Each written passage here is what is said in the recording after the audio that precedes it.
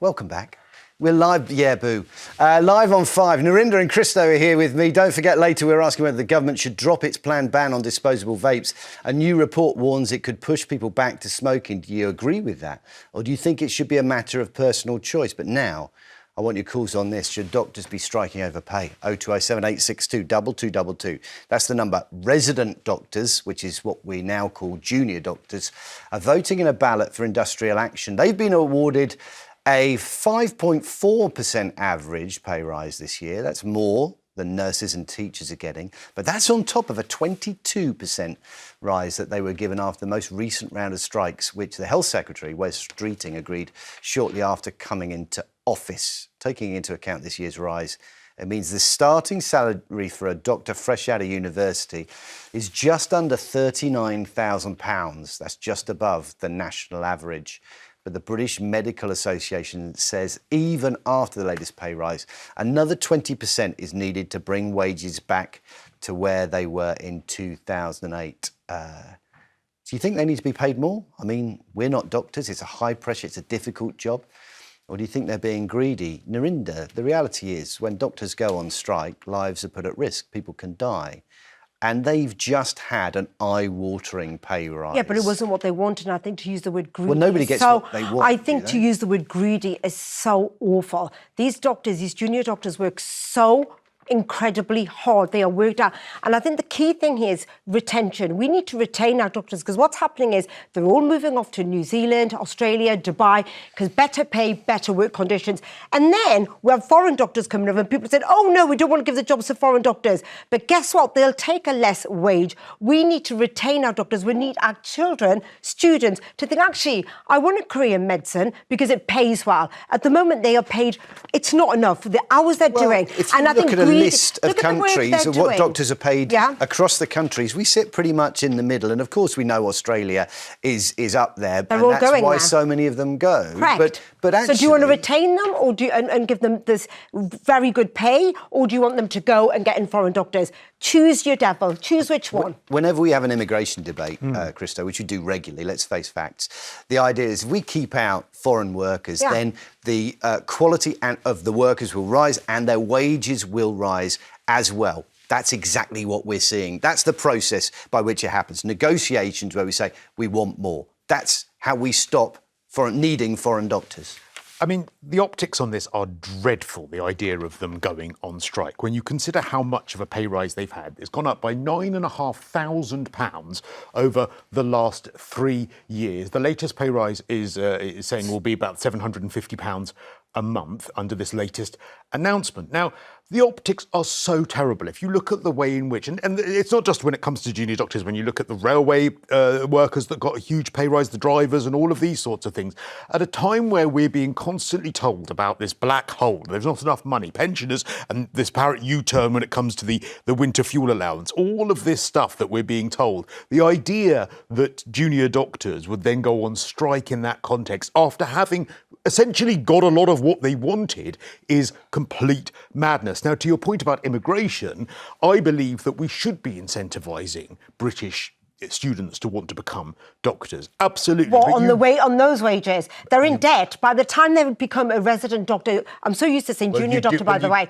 they're, what, 38,000? Well, hang on. £80,000. Well, if you let me finish the sentence, the way in which you solve that is by giving scholarships. And actually, when we have a shortage of doctors, they shouldn't pay fees to train as doctors. They should be given But they are, though. Well, that's why you solve the problem by getting rid of the fee, so therefore UK people want to become doctors, and then at the end of it, they're not absolutely saddled with debt. That's not happening. Yeah. And in the it should happen. But the doctors that have got that debt, they're asking for pay which only takes them back, it doesn't even take them back to 2008 levels. They've had below average pay increases year on year, and that's why the 22% didn't even get them. And how many hours are they working? Do they want to talk about they working? Do they want to talk about the private sector since 2008? I mean, it's only in the last couple of years that the actual private sector has seen any kind of decent wage growth, and that is because, unfortunately, we had austerity after 2008. I know, but this is the NHS. We're talking about patients. We're talking about doctors. Well, then why are they going on strike? If you're worried about patients, if you're worried about them saving lives, if you're worried about them saving lives, not turning up to work is not going to save that many lives. But no, but you get the consultants, and that happened last time. Let's hear from Shirley. She's in Hampshire. What do you reckon? Is it wrong for doctors to strike for more pay? Shirley? I don't think they should strike, really, but my point is we're offering them 4%. Above that, 5%. Above that, surely the government could say, right, we can't afford to give you any more wages, but we'll wipe some of your debt out. OK, which is what Christo's suggesting. But that's not being offered. That's not on the table at the moment. What's wrong in the short term in saying, let's get you back to where you were in 2008, which is, you know, that a lot of us have seen our wages frozen over that time. But is that, if we want to keep doctors in this country, isn't that the basic? That's what we need to offer. But one of the principal points is that they're having to pay this awful debt back. So surely, if the government offered to wipe it out as part of the bargain, then a lot of the doctors would take that. They're not greedy.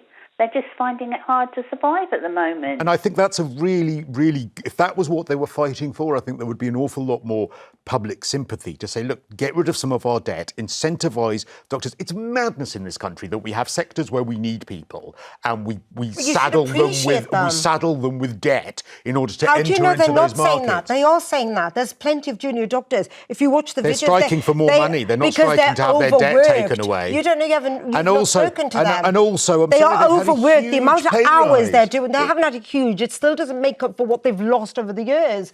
We have to think of this realistic, and we have to think and have some sympathy. Do you know how hard they work? How hard junior doctors are overworked, and they're not rewarded. But they go into that with their eyes open, don't they? So that doesn't mean that they should accept it. They accept that debt in the first place and know that somewhere down the line there might be a payout, there might be, you know, gold at the end of the rainbow. If they know that going in, why should we feel sorry for them when actually it turns out to be the job they always knew it was? But that's like saying, OK, well, you knew it was going to be rubbish pay and you knew it was going to be terrible conditions, put up with it. They're looking after patients. They're looking after our, you know, people who are poorly, who are dying. Their starting pay is higher than the average pay across the country. And then it goes up and up as they get more experience. Let's take another call. Hillary's in Warwickshire. What do you reckon, Hillary? Do you think it's right for doctors to strike, these resident doctors to strike for higher pay? No, I don't think it's right. I was a nurse all my life, but the hours that they work and the ill patients that they have to look after, they would be able to they should get a tax-free allowance. That's a good idea too. OK, so increase their tax-free allowance rather than pay them more. Doesn't that come down to the same thing? Well, it does, but who's going to look after the patients if the doctors go on strike? Because the nurses' pay is awful. Yeah. So who's going to look after... How do they improve their situation if they don't have that as the final, like the ultimatum, the deterrent to say, if it doesn't come, we have to walk out? Well, because they won't do that. Okay. Because they will... You know, it's their principles that they respect and the patients. And it's immoral. I'm afraid it's immoral to walk out when patients' lives would be at risk. And actually, I've long said, and I agree with you completely, Hillary, that public sector workers should be on a different tax rate. It's whether it's that or leave for Australia. That's the choice. I don't know. Anyway, thank you so much, guys. Thank you, Hillary.